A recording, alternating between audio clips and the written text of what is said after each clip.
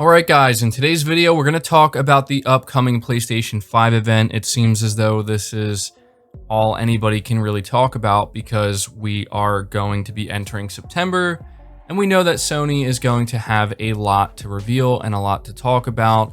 The big question is when exactly in September, and how big or small is this event going to be? Will it even be an event?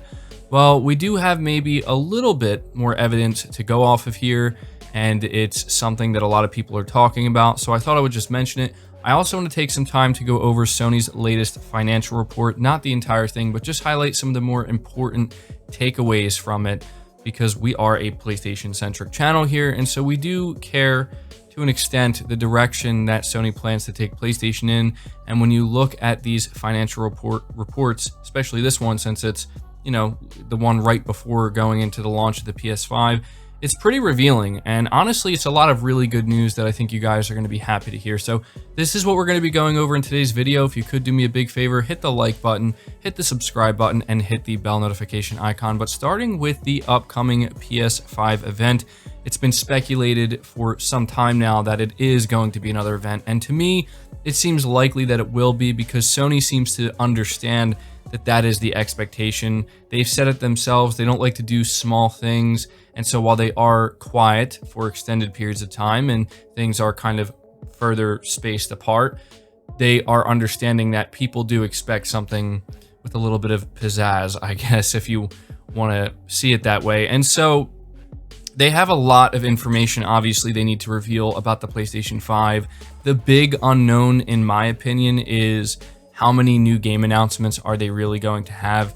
And I don't want to get ahead of myself and assume it's going to be a lot, but something tells me that they certainly do have some surprises still hidden up their sleeve. I think that's becoming more obvious and more apparent as we get closer to whatever this is. And so everybody's been thinking that the event is going to be on September 9th, because that is when the Call of Duty Black Ops Cold War multiplayer reveal is going to be. And that does make sense. We know that Call of Duty is being marketed alongside the PS5 and alongside PlayStation, so I do agree that that does make sense. September 9th is also the 25th anniversary of the release of the PlayStation 1 here in the West, so there's also that. It would make for a really great date for them to do something PS5 related. But now we have some more evidence that comes in the form of unlisted videos appearing on all of Sony's official YouTube channels, not just one, not a couple, but seemingly across all of them. And we have no idea what this video could be. Nobody knows what this video is. It could be another ad. It could be the event itself. It could be the announcement for the event. Some people believe it might be the reveal of the release date and pre-order info. And what's interesting is that we could very well see a situation where whenever Sony does talk more about the PS5, they might not reveal the price, believe it or not. I know that sounds crazy to some people, but I think it's become pretty clear that Sony will wait as long as they need to.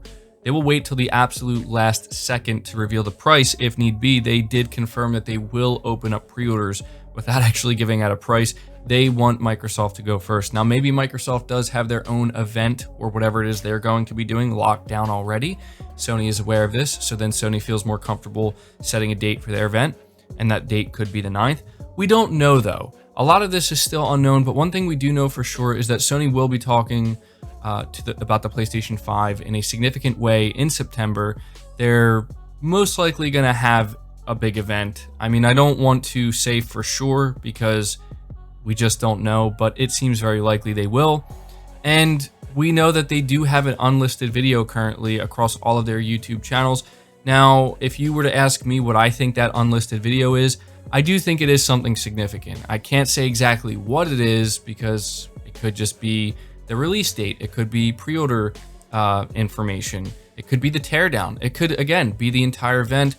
I don't think it's something insignificant because at this point in time, I think Sony's aware that people are ready and people are eager and people are beginning to get a little bit antsy and impatient. So the next time Sony does put out something relating to the PS5, it has to be something significant, even if it is just to let us know when the event is going to be. In my opinion, that would be very significant. So just wanted to take a couple of minutes to talk about that because, again, Everybody's talking about it, and I know you guys are very eager, so I just wanted to keep you updated and in the loop. And obviously, let's see what this week holds.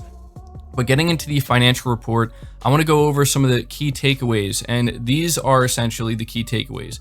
First is that Sony plans to double down on their exclusive content and IP through first party as well as second and third party.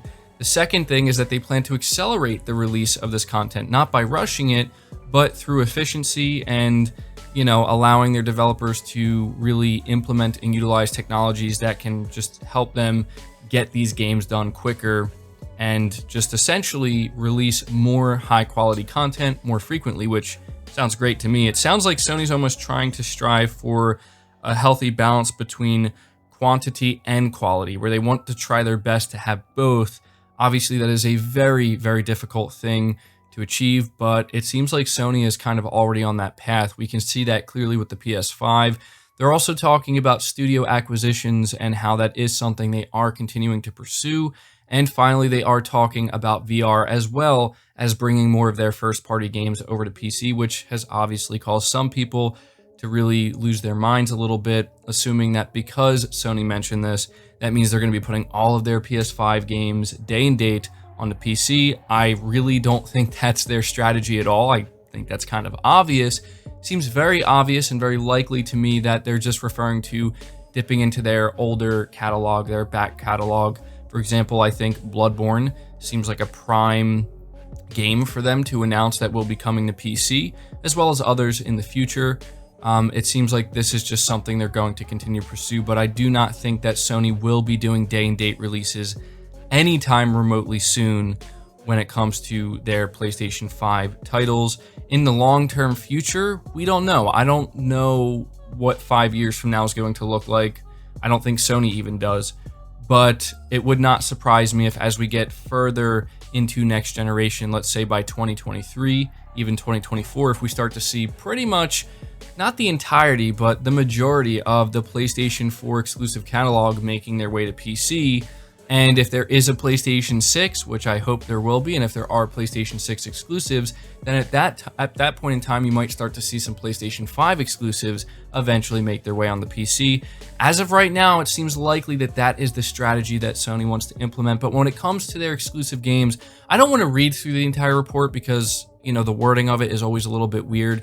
But when it comes to the first-party IP, they're letting us know that they are very much aware of what their greatest strength is, and that is in their content IP and their partnerships as well, that they have managed to cultivate and continue to kind of expand upon with second party and third party exclusivity deals. They're going to continue to double and even triple down on this. And to me, that's really the most important takeaway from this, because there's a lot of different directions that Sony could go in, and there could be some really dense individuals leading the charge there over at Sony in the PlayStation division. But to me, it sounds very much like they are in tune with their audience and with the core gaming market, and they have a good understanding of what makes the PlayStation brand, what makes it so appealing to gamers, and its greatest strength is in those first-party titles. So that is easily the most important thing here, and I always like taking time to highlight this and relay this information to anybody who does care, because what we care about most at the end of the day, at least the vast majority of us, are the amazing gaming experiences that PlayStation offers that you really just can't get anywhere else. And there is a type of uniqueness to it that they have with a lot of their first-party titles. You just don't see it anywhere else. And to know that they care very much about that, to know that they understand that is the future of the PlayStation brand, should be a great relief to anybody who does enjoy their first-party titles. So they also talk about accelerating the release of these titles. And so, I will read this section because it's pretty short, but I do think it is pretty important. It says, strategic direction to reinforce content IP, SIE will accelerate the enhancement and rollout of its portfolio of exclusive PlayStation titles. As a result of cooperation with in-house development and partner companies, sell-through of PS4 software titles continues to grow, and the intention is to further enhance the lineup with compelling content. Along with that, further growth in recurring income will be achieved through various network service enhancements.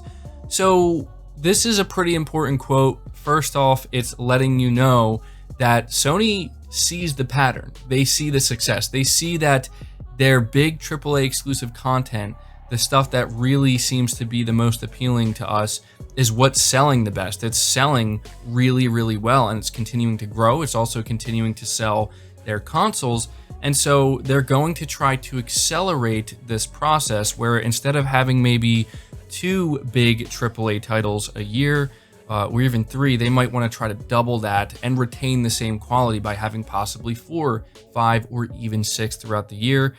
And so whether or not they're going to be able to achieve that remains to be seen, but you know, this is their focus. They plan to further enhance the lineup, and I think we can already see with the amount of PlayStation 5 games that have been revealed so far, I think they're kind of there already. If not, they're going to be there very soon. They do talk about, obviously growing and getting more recurring income through their various network service enhancements. What those could be, I'm not sure yet, but I'm sure we're going to find out soon enough.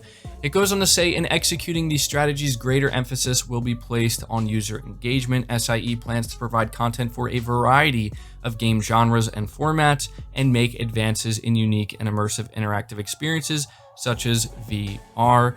And so this is pretty good because they're also letting us know that while they do plan to essentially double the amount of content and games that they plan to make, they do also plan to expand into different genres and formats, which is also good because this is something that some PlayStation fans have really been asking for. We want to see them go back to some of their older titles, such as games like Jak and Daxter. Like, will we see titles like that once again on the PlayStation platform? What about SOCOM? Stuff like that, where Sony, they have locked down the third-person open-world narrative-driven and even linear game experience, but we want to see them go beyond that. So it's nice to see that they plan to do that. And they do talk about VR briefly, where they are letting us know that that is something they will continue to pursue.